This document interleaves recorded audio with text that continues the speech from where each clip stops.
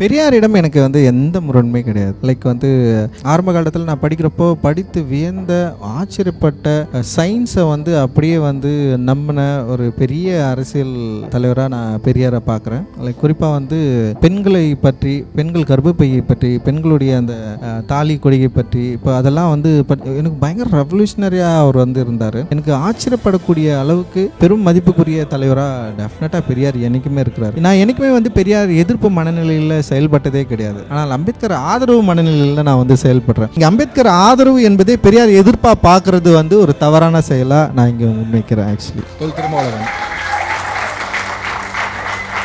நீங்கள் ஒரு சினிமாவுக்குள்ளே வரும்போது நான் அரசியல் பேச தான் வந்திருக்கேன், அரசியல்வாதி எதிர்பார்க்கலாமா? நான் ஏன் கேட்டேன்னு பின்னால் சொல்கிறேன். தெரியல, அரசியல்வாதியாக நான் ஆகணும்னு தெரில. இப்போதைக்கு என்னுடைய முழு கவனம் கலை இலக்கியங்களில் கல்ச்சுரல் ரீதியாக வேலை செய்கிறது தான் ரொம்ப முக்கியமாக. நான் அதுதான் என்னுடைய எய்மாக வச்சு ஒர்க் பண்ணிருக்கிறேன். எனக்கு தெரில அது பின்னாடி அது என்னவா மாறும்னு தெரில. எனக்கு அரசியலில் வரதோ நிற்கிறதோ எனக்கு எந்த பிரச்சனையுமே கிடையாது. நான் ரொம்ப ஜாலியாக தான் அதை என்ஜாய் பண்ணுவேன் நான். ஆனால் எனக்கு இப்போ அது தேவையில்லைன்னு நான் நினைக்கிறேன். ஆக்சுவலி இல்லைன்னு சொல்ல முடியாது, மேபி ஃப்யூச்சரில் இருக்கலாம், அப்படி இருந்தாலும் இருக்கலாம். நான் வருவேன்னு எனக்கு தெரில. ஆனால் அதுக்கான அது நான் யோசிக்கணும். அது வெளியிலிருந்து வர்றதை விட இப்போ நான் சினிமா எடுக்கணும்னு நான் தான் யோசித்தேன். அம்பேத்கரை பற்றி பேசணும்னு நான் தான் யோசித்தேன். யாருமே என்கிட்ட சொல்லவே இல்லை. நான் சினிமாக்குள்ளே வரப்போ நீ அம்பேத்கரை பற்றி பேசாத, நீ என்ன காஸ்ட்னு சொல்லாதுன்னு தான் சொல்லி அனுப்பிச்சாங்க. அப்படியெல்லாம் கிடையாது, நான் சொல்லுவேன்னு சொல்லிட்டு தான் நான் இது பேசினேன். அப்போ எனக்கு தோணுச்சுன்னா ஒரு வேளை நான் இதை பற்றி யோசிப்பேன்னு நான் நினைக்கிறேன்.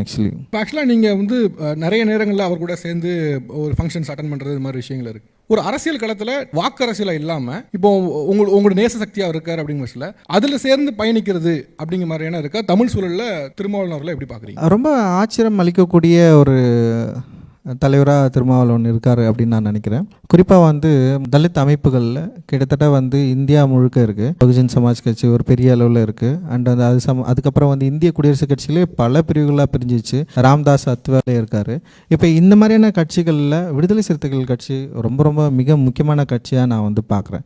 காரணம் என்னன்னா, இத்தனை ஆண்டுகள் கழிச்சும் கூட விடுதலை சிறுத்தைகள் இந்த சனாதன எதிர்ப்பு அப்படின்றத இந்தியாவில் மிக முக்கியமாக முன்னிறுத்துகிற ஒரு தலித் அமைப்பா, தலித் கட்சியா, குறிப்பா தலித் தலைவரா அண்ணன் திருமாவளவன் தொடர்ந்து தன்னுடைய மேடைகளை முழங்கிட்டே இருக்கிறத எந்த காம்ப்ரமைஸும் இல்லாமல் இயங்குற, அந்த சனாதன எதிர்ப்புக்கு எந்த காம்ப்ரமைஸும் இல்லாமல் இயங்குற ஒரு மிக முக்கியமான தலைவராக நான் அவரை பார்க்குறேன். ஆக்சுவலி வெஜ் நான்வெஜ் ஒரு அரசியல் அப்படின்னா சிக்கன் மட்டன் சாப்பிட்றவங்க ப்ளஸ் பீஃப் சாப்பிட்றவங்க அப்படிங்கிற ஒரு அரசியல் அப்படிங்கிற அளவுக்கு தான் மாறி இருக்கு. இப்போ சமீபத்தில் வைக்கக்கூடிய ஃபுட் ஃபெஸ்டிவலில் கூட பீஃப் இல்லை அப்படின்னு ஒரு கூக்குரல் அதுக்கப்புறம் பீஃப் வரதை பார்க்க முடியுது. பிளான்டு அப்படின்னு நினைக்கிறீங்களா? ஏன்னா பெரும்பாலும் பார்த்தீங்கன்னா சொசைட்டியில் 90% நான்வெஜ் சாப்பிட்றவங்க தான்.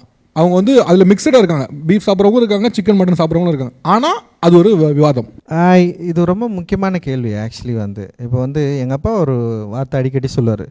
ஸ்கூலில் போயிட்டு நான் வரப்போ ஊர் பசங்களை அடிச்சிருவேன்டா, நான் என் கூட சண்டை வரத்துக்கு எல்லாரும் பயப்படுவாங்க. கேட்டால் டேய் அவன் மாட்டுக்கறி சாப்பிட்டு வந்துக்கிறான்டா, அவன் சண்டை போடான்டா அப்படின்ற மாதிரி சொல்லார். இதில் ரெண்டு விஷயம் இருக்குது. மாட்டுக்கறி சாப்பிட்றவங்க யார்?